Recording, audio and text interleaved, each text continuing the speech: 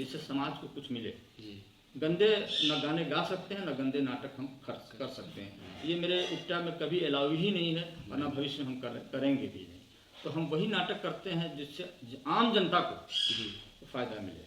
अभी मैं आपको एक नमस्कार दोस्तों, आपका स्वागत है आपके अपने चैनल साइंस सुशांत पर। आज हम सिवान शहर में मौजूद हैं और सिवान शहर के कागजी मोहल्ला में आज हम हैं और यहाँ पर एक विशेष व्यक्ति से आज हम लोग मिलेंगे और जिन्होंने अपने विद्यार्थी जीवन से ही कला के क्षेत्र में एक्टर और जो एक्टिंग होता है उसमें बच्चों को काफ़ी प्रोत्साहित किए हैं और अपने छात्र जीवन में भी इन्होंने बहुत सारे जो भी इनको अवसर मिले हैं और अवसर ढूंढने का कोशिश किए ताकि हम स्टेज शो कर सकें और कला के क्षेत्र से एक अच्छा सा हम लोग एक्टिंग से लोगों को एक मैसेज दे सकें ताकि समाज में बदलाव आए। और नुक्कड़ नाटक और इस प्रकार का जो जितना तरह का स्किट ड्रामा नाटक आप बोल रहे हैं वो सब होता है, उसमें काफ़ी कुछ योगदान दिए हैं सिवान में।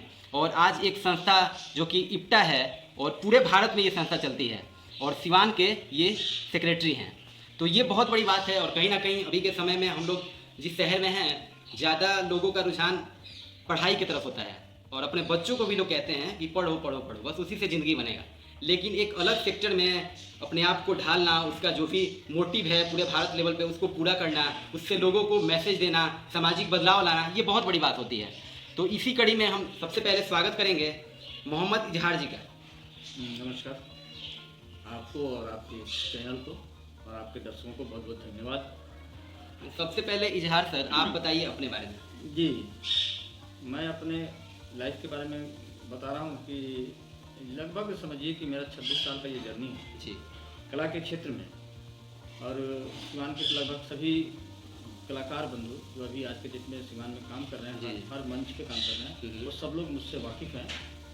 और स्टूडेंट लाइफ की बात जो आपने की, स्टूडेंट लाइफ से मैं जुड़ा हुआ हूँ और एक आज भी ऑर्गेनाइजेशन चलता है विश्वविद्यालय स्तर पे NSS जी, है ना, तो उस संस्था से भी जुड़ा रहा मैं कॉलेज में। और वहीं से मैं छोटा छोटा सा नाटक गीत शुरू किया गाने को और करने को।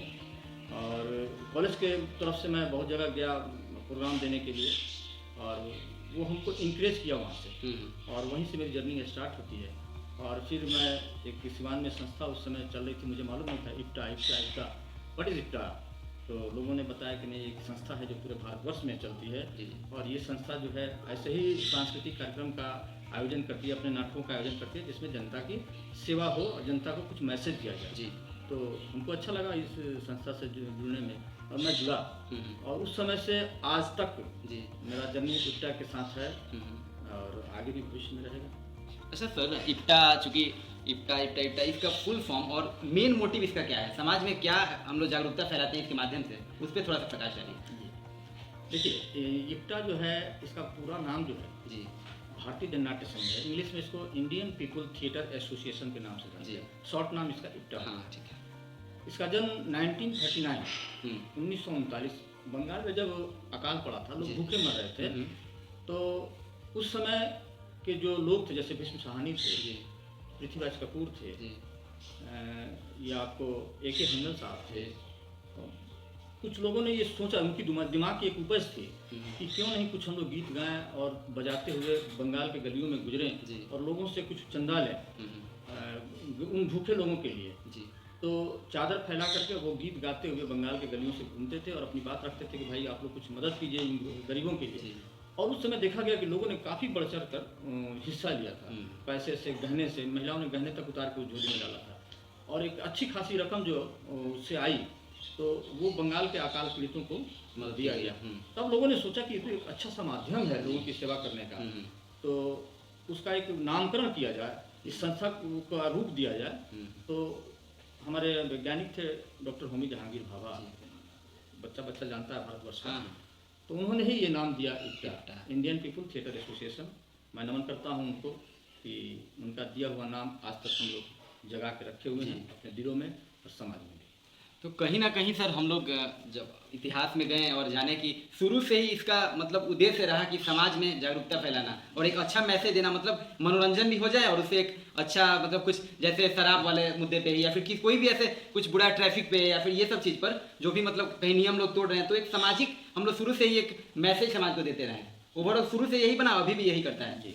तो सर कहीं ना कहीं इस जो ये आपका 26 साल का सफर रहा, इसमें बहुत सारे संघर्ष और कठिनाइयाँ आई होंगी, उसके बारे में थोड़ा सा प्रकाश डालें। सबसे बड़ी बात तो ये है कि ये प्रोफेशनल संस्था है जी, ये पढ़े लिखे बुद्धिजीवी लोग इससे जुड़े हुए हैं जी, और वो अपना खुद का समय देते हैं, खुद का पैसा इन्वेस्ट करते हैं और ये शौक की चीज़ है जी, जिनके अंदर ये बात उठेगी कि मैं कुछ करूं जनता के लिए, पब्लिक के लिए, तो वो जरूर हमारे संस्था से जुड़ते हैं और वो उस भाव से करते हैं। दूसरी बात कि हम जब कोई भी प्ले उठाते हैं या कोई नुक्कड़ नाटक करते हैं, हमारा सबसे मजबूत पिलर है नुक्कड़ नाटक जी, क्योंकि नुक्कड़ नाटक में जनता फेस टू फेस 3 फीट की दूरी पे रहती है, किसी चौराहे पे कहीं भी पब्लिक प्लेस पे ही करते हैं, पब्लिक के बीच में करते हैं, पब्लिक की बात कहते हैं जी, ठीक है, उनकी समस्याओं को उजागर कर देते हैं। कहीं पीड़ित है पब्लिक प्रशासन से, कहीं पीड़ित है पब्लिक पुलिस से, कहीं पीड़ित है पब्लिक रसूखदारों से, कहीं पूंजीपतियों से, तो वो बातें हम अपने नाटक के माध्यम से कह देते हैं और उसका समाधान भी उसमें देते हैं नाटक में। वही मंच पे भी करते हैं, मंच पे भी वही नाटक हम लेंगे जिससे समाज को कुछ मिले।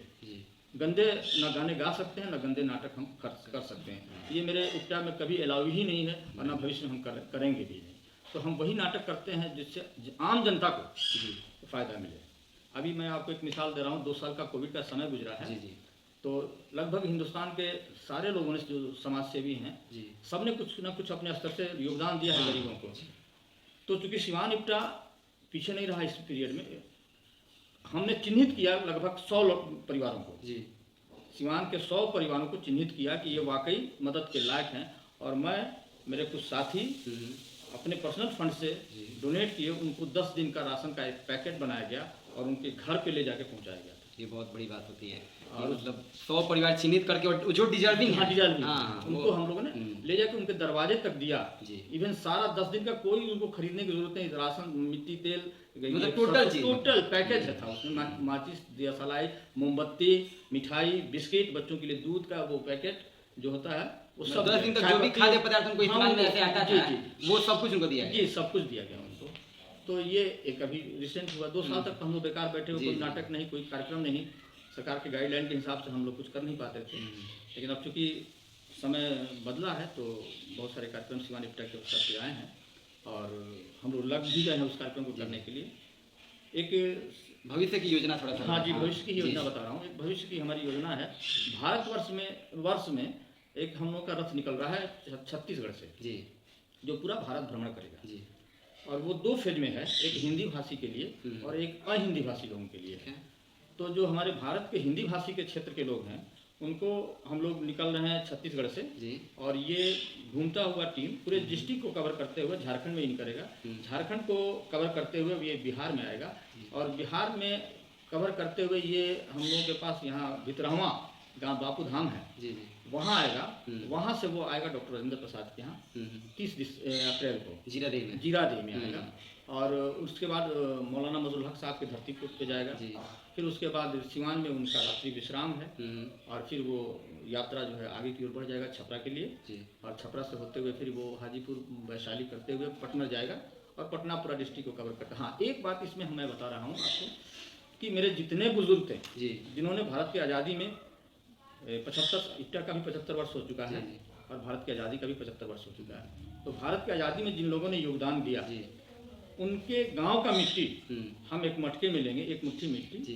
जहाँ राजेंद्र बाबू हुए, राहुल संकीर्तान हुए, मौलाना मजरुल हक हुए, बापू धाम हुए, जहाँ जहाँ हमारे महापुरुष हैं वहाँ की मिट्टी को हम अपने एक पात्र में इकट्ठा करेंगे और इस रात के समाप्ति पे उत्तर प्रदेश से होते हुए मध्य प्रदेश होते हुए इंदौर में जाकर इसका समापन होगा।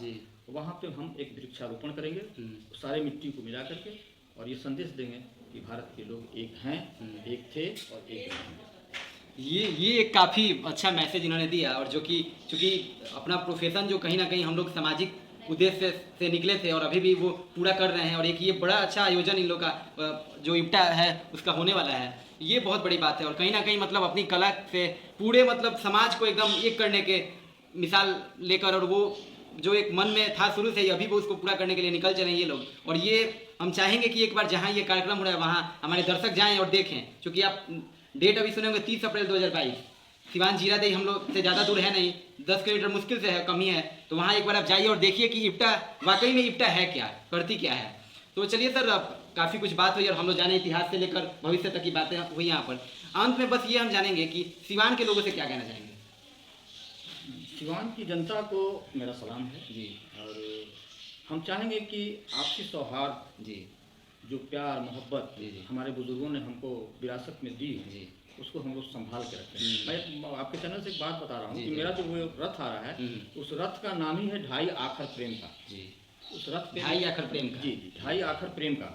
तो ये संदेश है ढाई आखर प्रेम का कि जिन्होंने इस शब्द को समझ लिया जी। वो मानवता के लिए लड़ेंगे, मानवता के लिए जिएंगे, मानवता की ही सेवा करेंगे।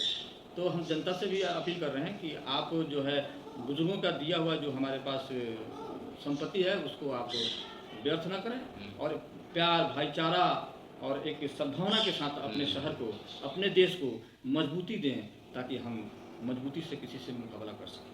ऐसे ही सामंजस्य और भाईचारा हम लोग बनाते रहेंगे और जैसे हम लोग को मिला है उसको और आगे ले जाएंगे और हंसी खुशी प्यार से हम लोग आगे बढ़ते रहेंगे। और ऐसे ही आप आगे भी देखेंगे सिवान में, चूँकि हम सपनों का सिवान जो एपिसोड ये चल रहा है, कहीं ना कहीं हम पूरी तरह से जो समाज सेवी हैं उन्हीं पर फोकस अपना बनाए हुए हैं। तो आपको यह कैसा हमारा एपिसोड, ये सीरीज कैसा लग रहा है आप ज़रूर बताइए और बने रहिए हमारे साथ। नमस्कार।